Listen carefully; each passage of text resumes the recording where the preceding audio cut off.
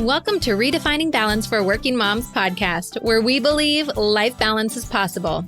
Yes, even for you. You might just have to redefine what it looks like for yourself. I'm your host, fellow working mom, and founder of Your Life Rocks, Jenny Stemmerman. Each week, I'll bring you practical, real-life tips to help you focus on the things that matter most in life and be the best version of yourself in every area that God has called you to. Ready to redefine what balance looks like for you and your life? Let's go. Hey there, welcome to the show. I'm so excited that you are here to hang out with me today. If this is your first time finding Redefining Balance podcast, welcome. We are the place for tips and inspiration for working Christian moms just like you. And typically we have guests on that are experts in all the different areas of life, from your faith, parenting, marriage, health, career, home finances, and friends and fun. And today I am joined by my best friend, and we're going to have some fun because this week I turn 40.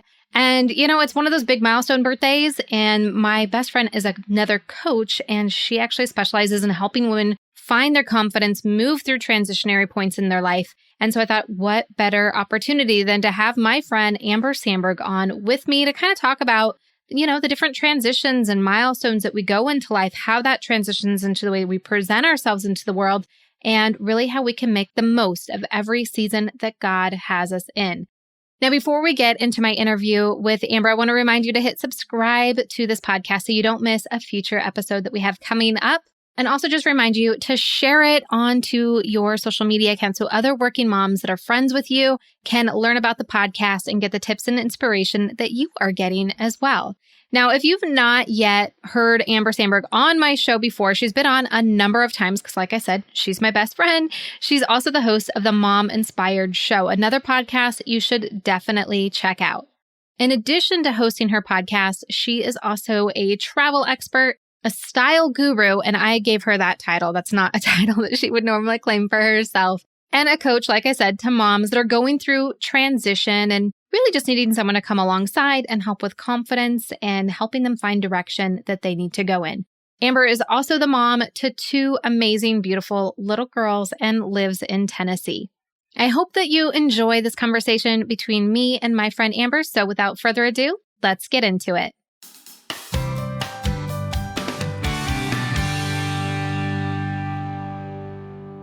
Amber Sandberg, my good friend, I'm so excited to have you back on the show.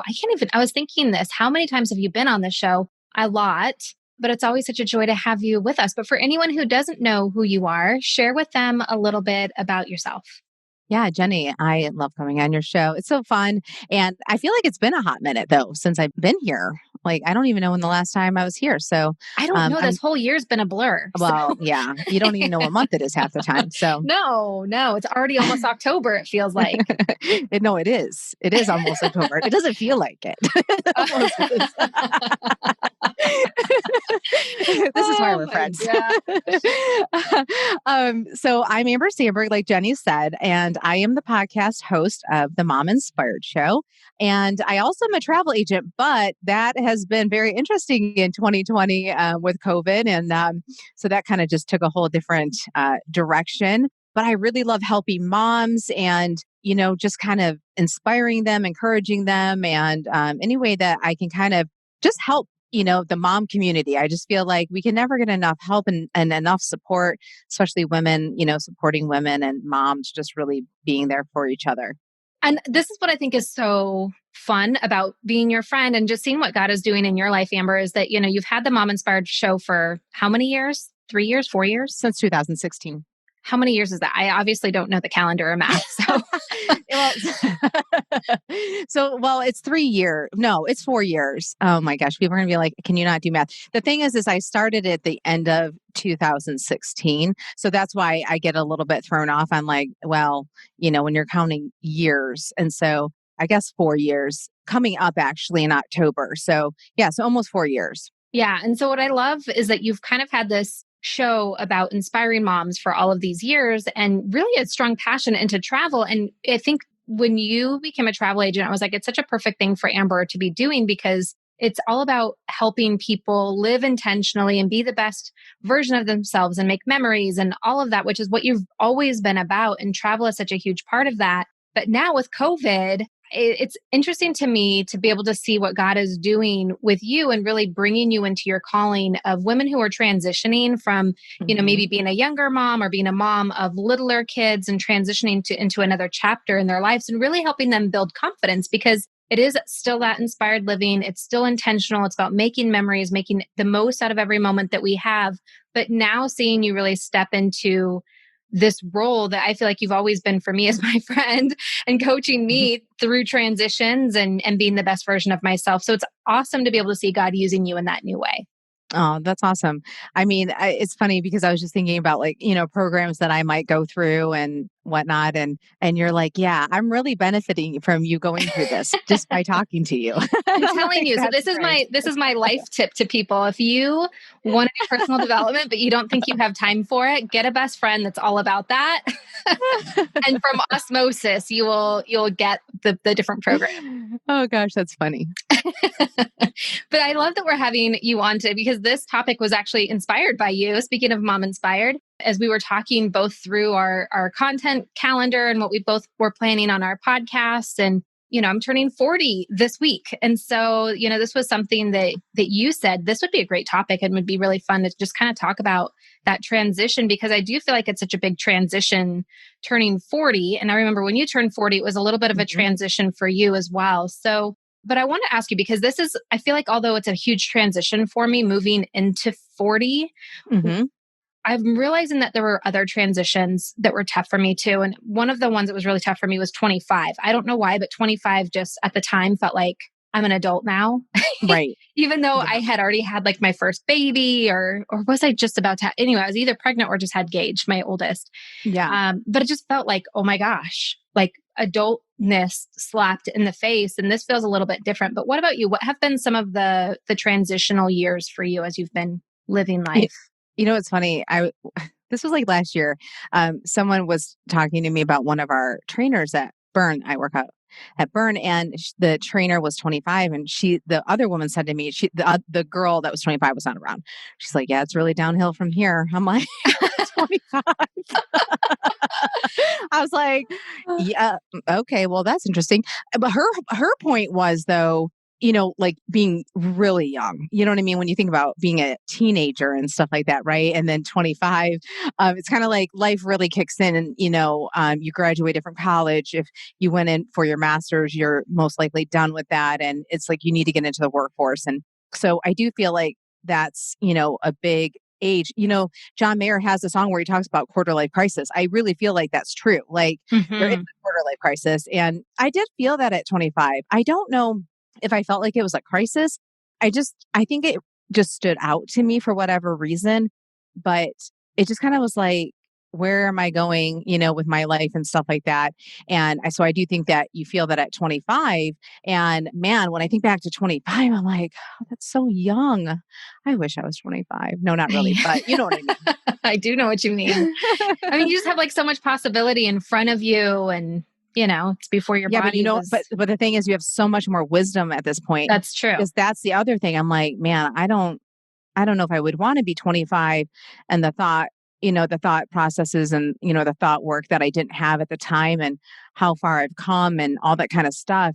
It is challenging body wise. It would be so much easier to be in a 25-year-old body. Yes. So I don't know. So that's probably where I land with that. But yeah, I think 25 stood out to me and it always had. And so it's funny that that is the same age that stood out for you as well.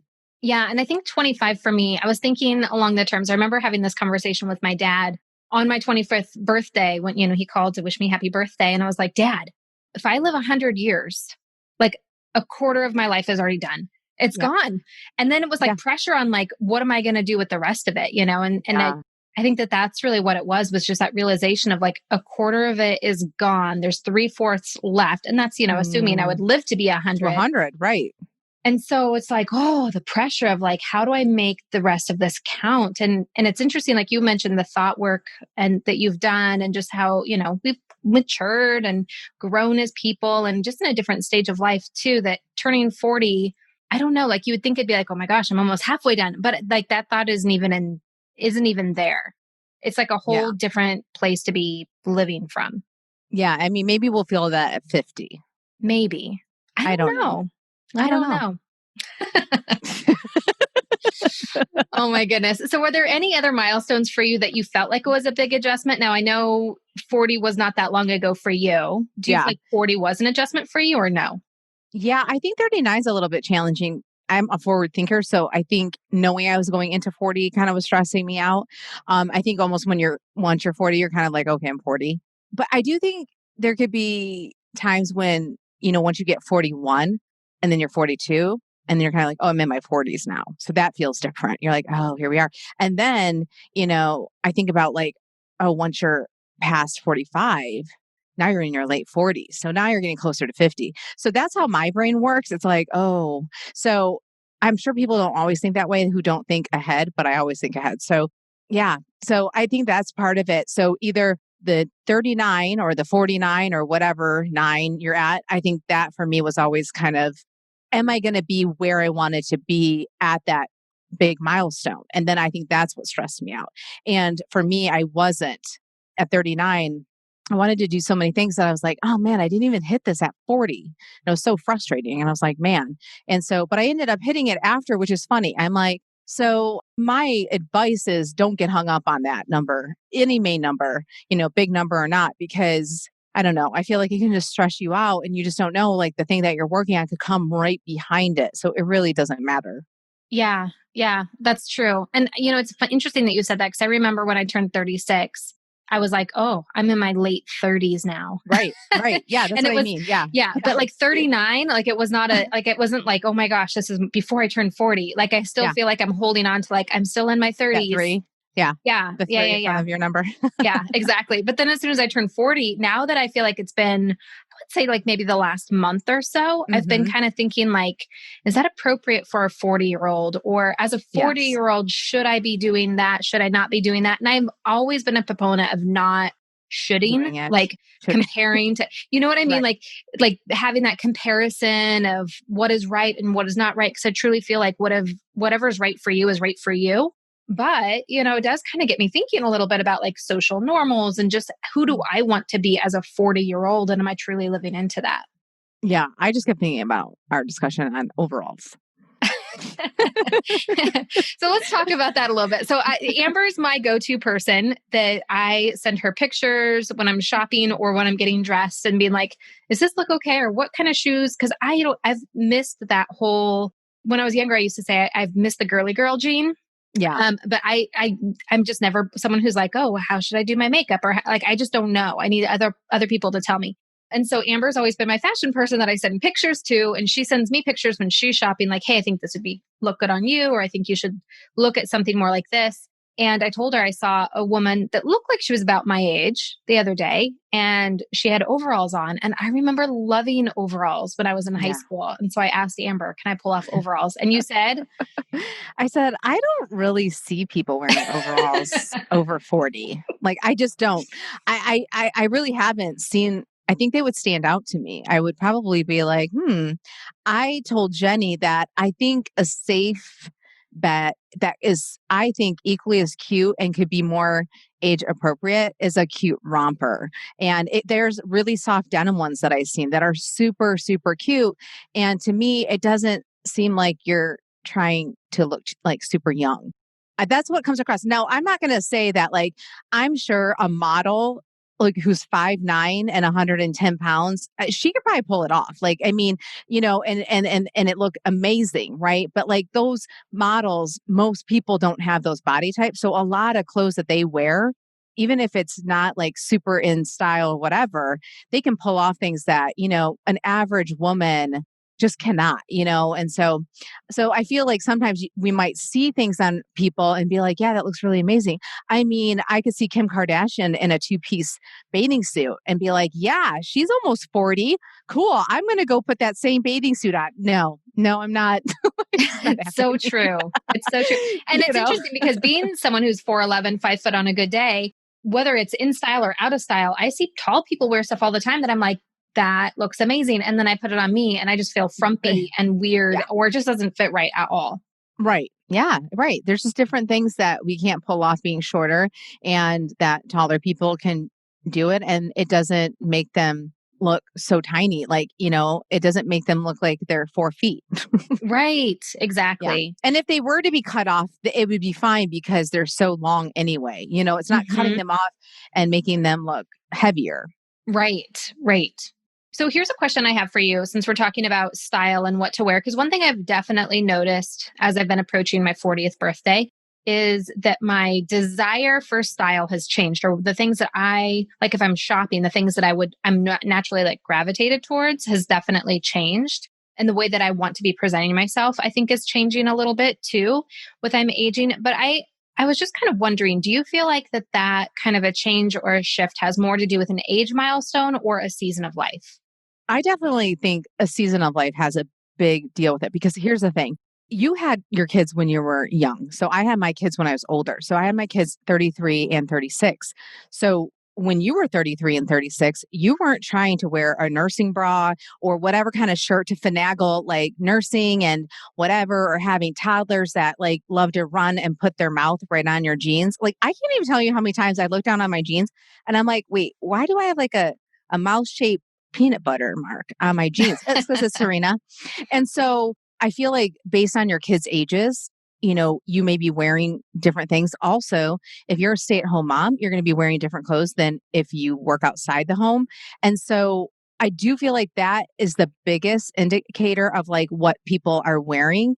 If you saw somebody wearing leggings like Lululemon and a cute little sweatshirt and gym shoes, you saw them walking, you're not going to be like, oh, yeah, they must be going to the office. You know what I mean? So it doesn't matter if they're 20 or if they're 40. So it's just kind of like, what is their lifestyle? What do they do for work? All that kind of stuff plays into that. So, I know that you like to wear comfortable clothes too, because you work from home at times. Obviously, you can't wear certain clothes at your businesses, but like you're able to do that because you're not going into a corporate job where you can't get away with like wearing more casual stuff. So it doesn't matter in that sense if you're 40 or if you're 30. But I do think it starts to change when you really start following trends. I think certain trends, for example, really short tops, not halter tops, but like cutoff tops with and tie-dye tops. Like the tie-dye is okay, but like really short where that you can see like your midriff. I don't really feel like that's appropriate for a mom to be wearing. I mean, I would probably be on my teenage daughter too for that because I have two girls. So I don't know how excited I would be about that either, but they could pull it off more than I think. I shouldn't say that they can pull it off. Like an older woman could pull it off, especially if they have a really good body. But I just don't know if that's the look that someone wants to go with. I think you can still be trendy and stylish, but not following all the exact trends that are going on. It's interesting as you're talking about that because it's kind of getting me thinking like there's the milestone ages or kind of the way that we perceive ourselves at our age. But then there's also the lifestyle component. But then there's also just a matter of, I don't want to call it morals, but kind of like our personal standards, like Well, I being know. modest a little bit. Yeah. Well, yeah, yeah. And I think Mhm. it's a little bit different for everybody. I mean, for Right. example, I feel uncomfortable going out in public in yoga pants. And I know for a lot of people, like that's not an issue at all. Right. And it's not Yep. that, one is better than the other, but we all have to kind of know like what is our own comfort level with our own modesty. Cause although I won't wear yoga pants, I do wear skinny jeans, which are equally as tight as yoga pants. But for some reason in my head, it's a little bit different.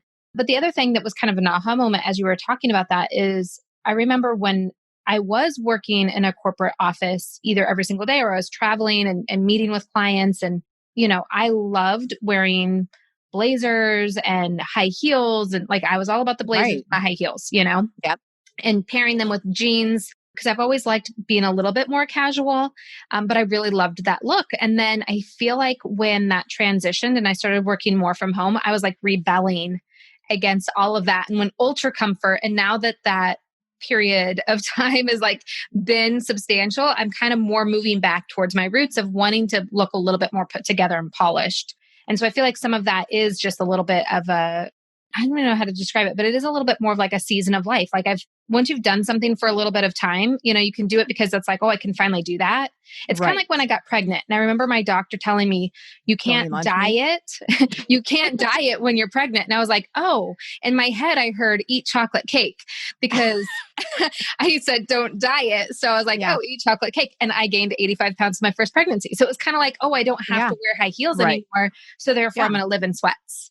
But now I'm Yeah. like, The okay, pendulum really swung. I'm done living in sweats and I'm ready to kind of like, Yeah. you know, Right. Yeah, and I think that isn't even based on age. I think it's that you kind of just get tired of wearing that. Like I think some people may get tired of just always being in loungewear. They mhm. want to dress up. So kind of going along with it doesn't matter in that regard. I do think where age comes into play is that, I think that there's just certain looks that look best on certain, I don't know, age groups. You know what I mean? Like, and that's not to say that you can't wear them. I guess it all just depends on what style you're looking for. I mean, anybody can wear anything, but it may just not look as flattering and as appealing, I guess I should say. So everyone can do whatever they want, clearly. And if they love wearing certain things, it may not make them look thinner and maybe they don't care about that. It may look like they're adding 10 pounds on. Again, they may not care. So I think it all depends on what look you're trying to go for and how you're trying to feel in that outfit. Okay, so Amber, we've been talking a lot about style and what we're wearing as far as clothes and what's age appropriate versus what we feel comfortable in and all of that.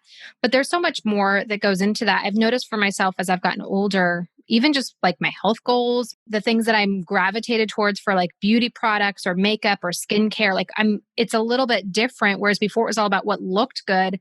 And now I find that I'm a little bit more concerned with like the ingredients that are in my makeup and how, the toxicity of things around me. Do you feel like that comes with age, or do you feel like that is just society as a whole? I think with what's in the product, I think that is something that as a society, we are just becoming more aware of. So I think if you're 20 or if you're 40, that we are all kind of experiencing that. It's kind of like organic food. It's like, why is all of a sudden our food so toxic? It doesn't even make sense. Like, I think when our grandparents were eating, I don't think they had as much stuff in them.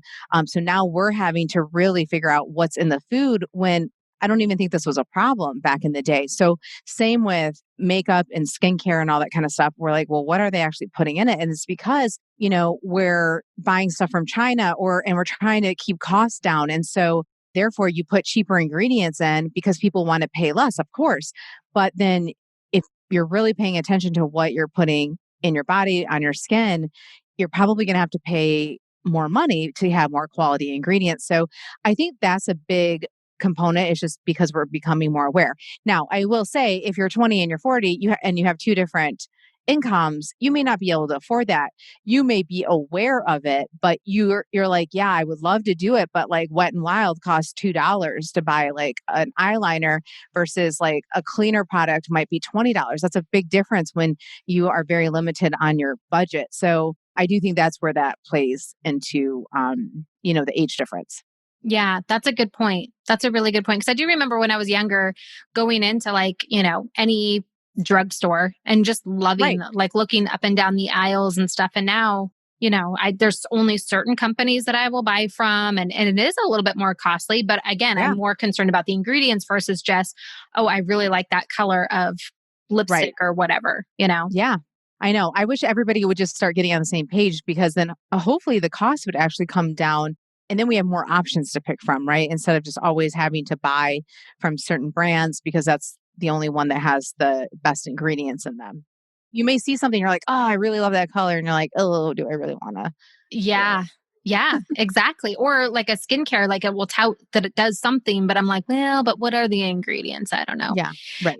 Do you find that as you are getting older, or have you noticed from other friends as they're getting older that they have a hard time letting go of something, whether it's a beauty product or a style item that they had when they were younger, like What do you mean? makeup or Mm. like I know for me when I was younger, like there were certain looks that I liked, but now Oh, I'm like, maybe it's just again, we live in a different world, but I keep yeah. seeing like YouTube videos that are Oh, like, if you're over 40, this is how you should do your makeup instead of this way. oh, hmm. But then I watch some of those and I'm like, but I don't want to do my makeup that way. Yeah. I feel like, as you get older, I do think a little bit less is better because I think a lot of times the makeup can sit in your lines of your face and all that kind of stuff, right? So I feel like people kind of go with more of a fresh look the older they get. Because sometimes I think wearing a lot of makeup can actually make you look older. And also, it can just clog up your pores and your skin. And so and then you're kind of like, you're already up against the clock in regards to aging, in regards to your skin. So then adding all this makeup and whatnot and wearing it for many, many, many hours every single day, I feel like it's working against you. So I feel like a lot of people are kind of trying to do minimal, and then I feel like you also add on people doing lash extensions. So then they're not even doing makeup, right? So they can go makeup free, but still look amazing. And then people have extensions in their hair. And it's challenging because I actually saw someone that I knew recently and we're at a pool and I would have had no idea that she had extensions because her hair was wet. I could see all the places where the extensions were and her hair didn't even seem crazy. Like it wasn't like, whoa, you can totally tell she has extensions. It's not like her hair was like Rapunzel and it's just like amazing. It's like her hair would just seemed normal. So then I was thinking, well, what does her hair look like without the extensions? So what I'm trying to say too is we're not even comparing apples to apples. So it's kind of like you don't know what people are doing. So like people could kind of be like, oh yeah, I'm really low maintenance, but then you find out they have extensions, eyelash extensions, right? And then they kind of just look amazing. Well, yeah, if you have like fake lashes in your eyes, yeah, you don't really need the mascara and stuff like that. So I say that because it's really hard, I feel like, to be like, oh, okay, so she's doing this, but you're like, but do you know everything she's doing? And we've talked about this before too, even with like injectables, like fillers and all that kind of stuff. Like someone could just look like, oh man, their like cheeks look so amazing and their lips look so good. And then you find out, oh, okay, they're having that. So I feel like people can get away with less stuff when the more of that they're doing, unless they're just like a natural model, okay, that just have those genetics that look amazing and all that. But our eyelashes and our hair all thin as we get older. So it's like we have to actually work harder to even just get to where we were. So I look at my girls, they have amazing eyelashes. They got that from their dad, not me. And I'm like, they're like eyelash extensions. I'm like, this is so crazy. I'm like, I just want to curl them and be like, what do they look like? And so, but I'm like, what will their eyelashes though look like when they're 40 and 50, after menopause and all that stuff? Like they won't be as beautiful as they are today, And so that's also the sad part. So that's where I think like aging kicks in. It's like, just to get back to where you were naturally, you have to work harder.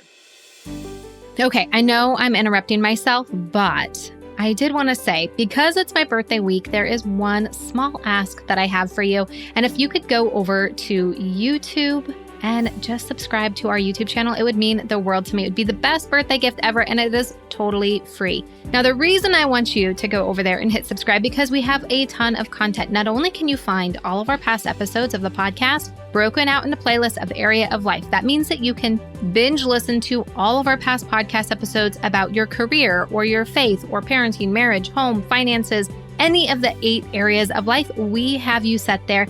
And we have a new playlist called Weekly Success Planning. So you can get more tips and inspiration to help you uplevel your Sunday prep, your weekend prep right there.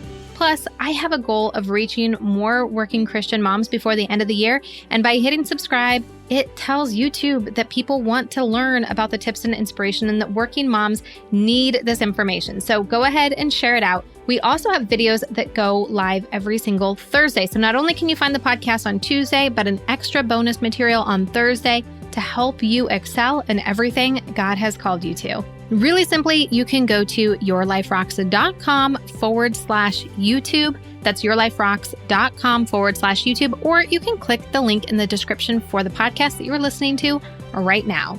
All right, let's get back to my conversation with my friend Amber.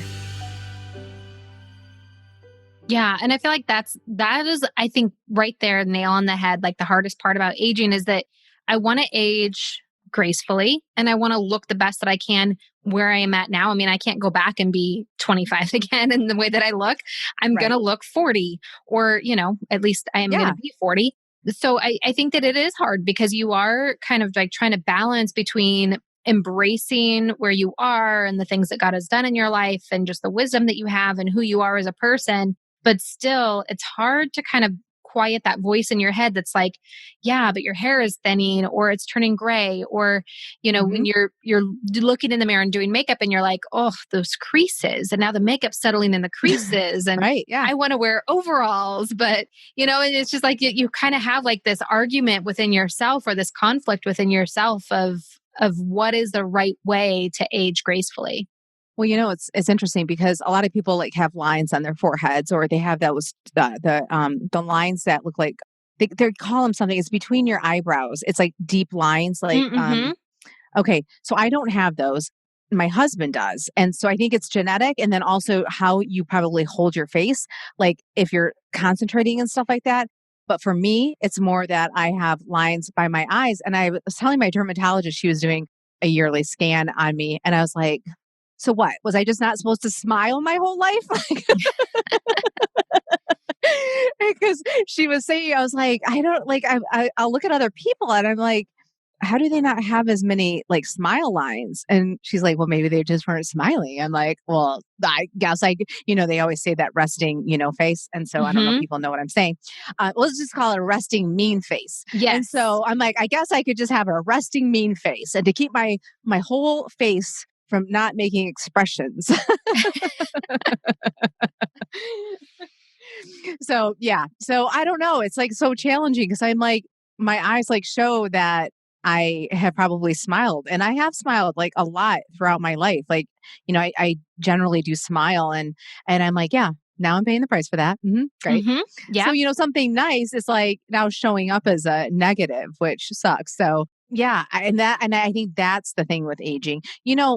Speaking of that, I was like looking at my leg one day and like the back of my thigh, which I'm not looking at often.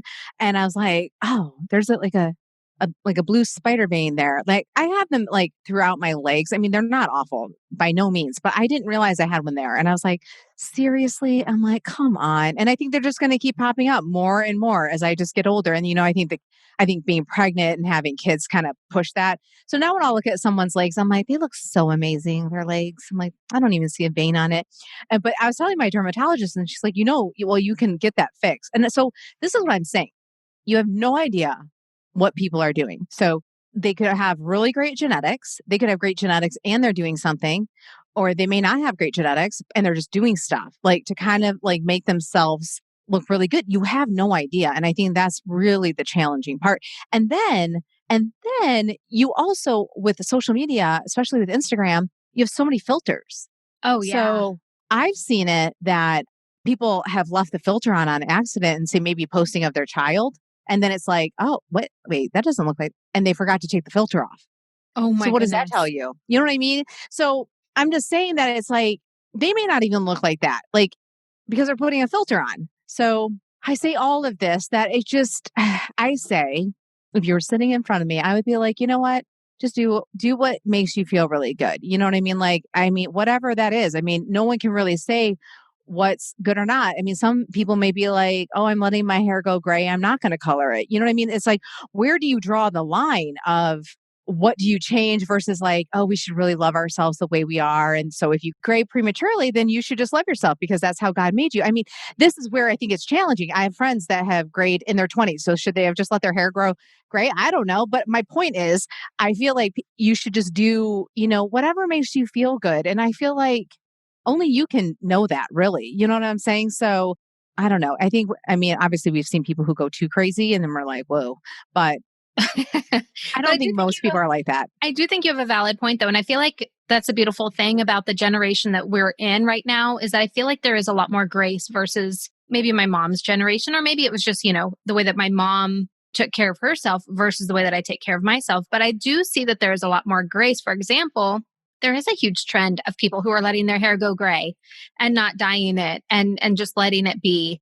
Most of the people who I see who are doing that, they have like one little spot on like the front of their face or something where it's going gray. So it looks cute that it's gray, where mine is kind of spotted all over the place. And I'm not sure I'm quite ready to do that yet. But I do feel like that there's more grace in our generation. And this is something that hit me really hard the other day as I was realizing that my mom was my age when I got married. And just that perspective of seeing her, like my perspective of watching her as I was growing up and the way that she took care of herself and the way that she dressed and presented herself just as she was aging, from being a younger mom and then growing up, but then having that perspective of like, oh my gosh, how I remember where she was when I got married and who she was, like that's the same age I am now. One, it blows me away that my kids, like there's no way they're getting married anytime soon because they're still, Young. young Yeah. and in school. So there's Right. that difference. But then there's also just that difference of, again, the way that she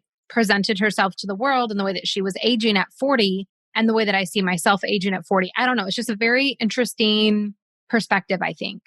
So when you say that, do you feel like she seems younger or older than you are right now?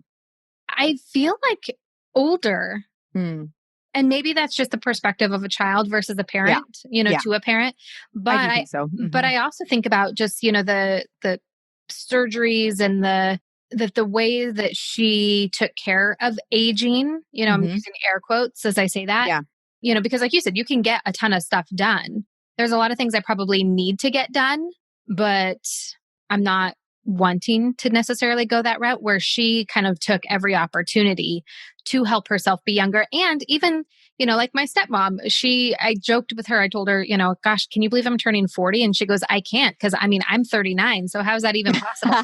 Like she's Like of that. she won't, she's one of those that will not like Yeah. really own her age. Yeah. She Yeah. was Yeah. 29 forever. And then all of a sudden she I'm decided 39. like it was inappropriate to have, kids that were in their 30s. So she's now 39. But it's just a whole different perspective, I think, on aging. And you know what? Nothing against your stepmom. It's just that to me, though, that's also kind of sad. Like, I'm not saying she's sad, but it's sad that like to not embrace where you are, that you're trying to like, keep you being at 39 and now you have children coming up that are going to be the same age, which obviously is ridiculous. You can't be the same age. And I would like to think that I want to be a certain way that when you see me at a certain age, that you're like, wow, like you're that age and you're this fit and you take care of yourself and like, wow, like that's really awesome, and so, and really owning it, and being like, hey, I've lived this much life, you know what I mean? And so I'm proud of it. And here we are, so I don't know. It is hard. And I think especially for women to kind of talk about that. But yeah, I mean, I think for everyone, you just kind of want to, I don't know, with my girls anyways, I really just want them to always embrace like where they are. And they'll jump on the scale, which I really have to be like, make it so not even a big deal. Like they'll be like, oh, I'm this. And then maybe they are like less weight or something than maybe the last time. And I'm like, oh, you probably were moving a lot more or something like that, and just kind of like, yeah, that's a perfect weight. You know what I mean? Like for how old you are and everything like that. That's great. It's just trying to make it so neutral. And why I'm saying that is kind of like if we can make that about age too, right? It's really a number. Are you taking care of yourself? Are you doing the best that you can? Are you always, looking to improve?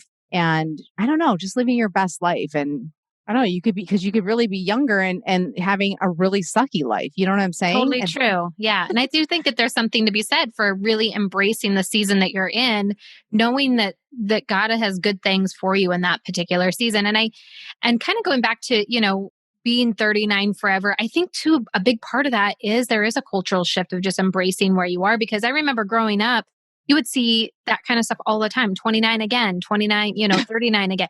Like you'd see just it get on balloons ridiculous. and cards and like everywhere. And you don't see that so much anymore. So I do think it's Yeah.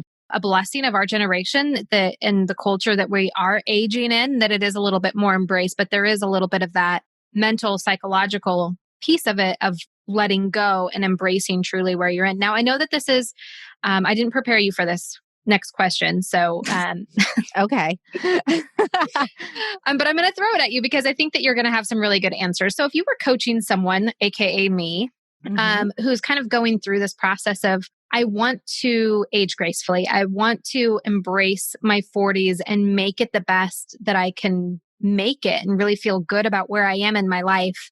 What would be, maybe like three points that you would just like really hammer home or questions you would ask me to really think about so that I can really live into my 40s the way that I want to? So I would really think about like your future self. Like who is future Jenny? And so like let's just say who do you want, we'll use 10 years out, but you could even do who is Jenny in a year, but let's just do when she's 50. Like when you see yourself at 50 and then you think about your kids' ages in 10 years. Okay. So they'd be 25 and 23. Is that right? Are they 13, 15? What are they? No, no, no. 15 and 11. So So they'll 15, be 11. So 25 and 21. Oh my gosh. okay. Okay, so let's picture Jenny 10 years from now. So future Jenny, she now has a 21-year-old and a 25-year-old. Think about like what kind of mom do you want to be to now kind of grown sons, right? And then this time frame that you have while they're still in your house. So, let's just use this as an example. You want to go hiking and you want to go camping and you want to be like a really active mom. So you have to think about what are the things because you may not be in that position right now. So I'm talking to people if you feel like you need to lose a lot of weight or you feel like you right now are not physically able to kind of do the things you want to do. But let's think about this. Let's think 10 years out and work backwards. How can you get there? Like, how can you get to that? What do you need to do today to get to that point? So if it starts, if you're just taking a walk, like even if it's just 2 minutes down your driveway to the mailbox, I don't know, every single day, make it so easy. Do something that you feel like, man, future Jenny is going to really thank me that I am starting this today. The other thing that I would say too is what are you going to look back on and wish you started to do like 10 years ago? And so, is that taking better care of your skin? Is that the way you're eating? Are you nourishing yourself? Are you really taking good care of yourself and doing what you wish you would have done when you turned 40? So, that's another thing. And then the last thing that I would highly recommend is, just kind of really journaling about what's going on with you because I have found, I can't remember if we talked about this on your podcast or not, but last year in 2019, I lost 50 pounds. And this year with COVID, I gained back like 8 pounds. And so that was really frustrating to me. But what I'll tell you, what I learned is I learned that I didn't do enough mental work to get me through this year to maintain and I still wanted to lose. So I'm realizing that I'm like, okay, I really need to like figure out like, okay, where do I need to like fix certain things and I really think journaling and kind of writing things and doing thought work will really help you because if you can fix your thoughts that will help you make different decisions. And we could even use this as something simple as looking good in your clothes. Like so if you're thinking a certain thought and you're like, okay, I want to feel good about myself. I want to look like I'm put together. Well, that's a thought. That's where that's coming from, first of all. And then if you want to apply it to clothing, and then you think about like, okay, what clothing would I want to buy that I would feel really great in and buy those key pieces, which I do like helping people with. And I've, have talked to you about that with your clothes. But I think those are kind of like the pillars. I know you like talking about pillars and stuff like that. So just really thinking about your future self, and who she's going to be and what you need to do to get there. And that kind of was my second one too. It's like starting now on what you need to do to get to where that is and then the thought work. So I love that. I think that that's very helpful because the thing is, I'm turning 40 this week. Other people are listening to this. They might be thinking, yeah, I kind of feel the same thing as I just turned 30, or maybe they're turning 36 this year. right. They just turned 36, or maybe their birthday's not even around. But I think this is something that we're all dealing with each and every single day, especially as we move into new seasons and moving into the fall and kind of breaking out different clothes and things like that. These are thoughts that come up. So I think that that is very, very helpful. Now, if people want to work with you more one-on-one or go a little bit deeper, I know that this is something I truly benefit from having you as my friend, but it's a great service that you offer other people too. So where can people learn more about you and connect? Yeah, right. Yeah, so if you want to just get to know me and hear my personality a little bit more, you can always listen to the podcast at the Mom Inspired Show.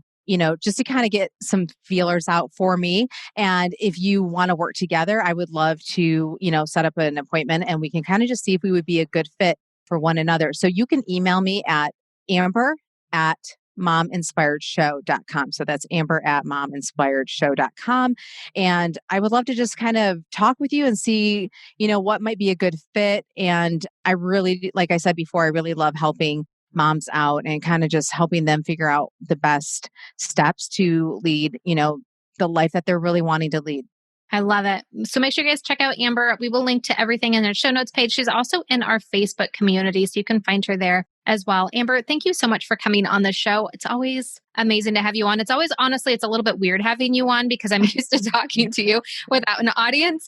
But I love being able to share you with my audience as well. Yeah, it is always so much fun. And I understand like we have to kind of catch ourselves to be like, we're not on the phone. So I totally feel that. And hopefully everybody gets to see or hear, I should say, how close we are. And But yeah, it's been such a pleasure. And I always have so much fun with you, Jenny. Hey, just because the episode's over doesn't mean we have to stop hanging out. Head on over to Instagram and follow me there. You can find me at your.life.rocks. Or if you're more of a Facebook kind of girl, join our community of working Christian moms just like you. You can search Your Life Rocks over on Facebook and connect with us there. And if you're ready to truly create lasting balance and get results in your life, maybe it's time for you to join Life Balance Membership. Download the Your Life Rocks app in iTunes or in Google Play. You can upgrade to the membership right inside the app. And if you're looking for more resources to help you create more balance, head on over to yourliferocks.com.